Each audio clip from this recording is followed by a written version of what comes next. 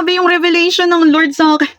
So, gumawa ako ng video ngayong araw, and habang ginagawa ko yung video na yun, ang daming nilagay ng Lord na revelation sa utak ko, and I'm sure kailangan mo tong marinig, yung ayoko tong i-gatekeep. Grabe.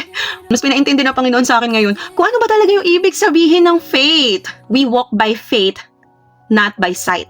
Mas naintindihan ko yung meaning ng mga salita na yon. Kasi tayong mga tao, lagi tayong to see is to believe. And ito pang pinakamatindi. Yung mga mata natin, mabilis ma-deceive. Kaya iniisip natin kapag may nakita tayong something na kaakit-akit or maganda, ang basa na kagad natin doon, blessing. Pero hindi pala. Kaya sinabi ng Lord yun, kasi pinapaalalahanan niya tayo na huwag tayong magpa-deceive na lang based sa kung ano yung nakikita natin. Right? Sabi sa Hebrews chapter 11 verse 1, now faith is confidence in what we hope for and assurance about what we do not see. Na hindi mo pa nakikita, pero dahil yung nangako sa'yo ay tapat, mangyayari siya.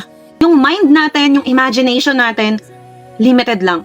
Pero yung Diyos na meron tayo, He is a limitless God. Kapag tayo, dumadaan tayo sa maraming paghihirap, iniisip natin, Lord, bakit ganito yung nangyayari? Hindi naman ito yung pangako na pinanghawakan ko sa'yo.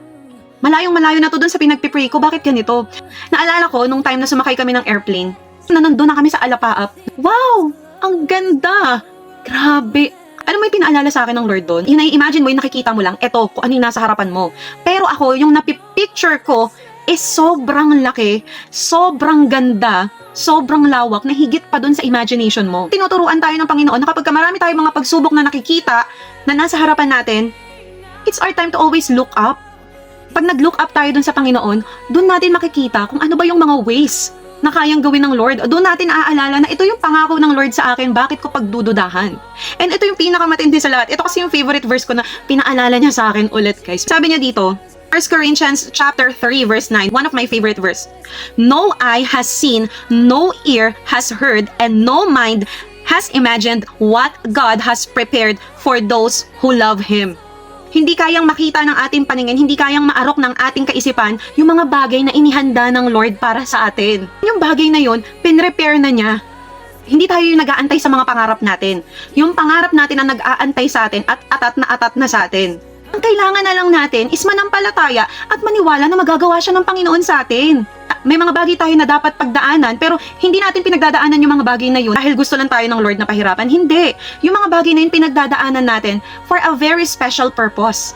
Mas nagiging malakas tayo, mas nagiging matalino tayo, mas nag-grow tayo, yung dating attitudes natin nababago. Hindi ka agad-agad binabago ni Lord yung situation na meron tayo kasi ang una niyang binabago is yung puso natin. Paano ka magkakaroon ng pananampalataya kung hindi ka dumaan sa mga pagsubok? Yung pangarap na meron tayo sa buhay natin, hindi nanggaling sa atin yan. Inilagay ni Lord sa puso natin yan. Hindi tayo pinipigilan ng Panginoon na mangarap ng mga bagay na gusto natin. Gusto natin ng ganitong bahay, gusto natin ng ganitong kotse, gusto natin ng ganitong kita, ganitong trabaho, ganitong opportunity. Hindi yan pinagkakait sa atin ng Panginoon. In fact, yan yung magandang plano sa atin ng Lord.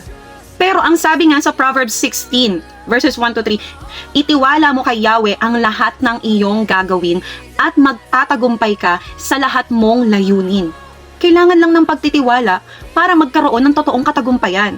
Ang sinasabi ko ditong katagumpayan, pag na-achieve mo siya, hindi yung sarili mo yung natataas. Hindi yung sinasabi mo, yan yung minanifest ko. Ang galing ko, nagkaroon ako ng alignment sa universe. Kundi, kapag na-achieve mo siya, walang ibang nag-glorify, kundi yung God of the universe, our Creator. Nasasabihin mo, Lord, hindi na ako to.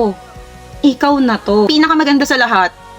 Grabe to. Favorite verse ko. Ito yung pangako ng Lord. He is full of surprises. He is full of aha moment.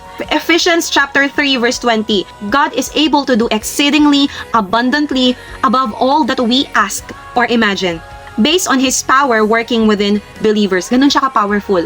Hindi kayang magawa ng tao lang na kagaya natin or ng even ng universe. Yung mga bagay na to pinaglalaban ko kasi nangyari sa buhay ko. Noong mga time na I place my trust in God, grabe yung ginawa niya sa buhay namin. We're not just talking about money, opportunities. Yung mga bagay na dating pinagpray ko lang, nagugulat ako, it's happening. Yung attitude of gratitude ko, mas nagiging totoo. At meron kaming pinagpray talaga ni Habi. God made it happen. Monthly, ang laki ng expenses namin. Pero pag tinignan mo yung bank account, nagtataka ako. Sabi ko, Lord, parang hindi naman nababawasan yung bank account namin. Hindi na kami to. Ikaw na to. God is a miracle worker, way maker, promise keeper. Yung mga naniniwala at nagtitiwala sa Kanya ay hindi mabibiko. God is all you need, not the universe. Mayroon siyang magandang plano sa buhay mo, way beyond your imagination. Because His ways are higher than our ways.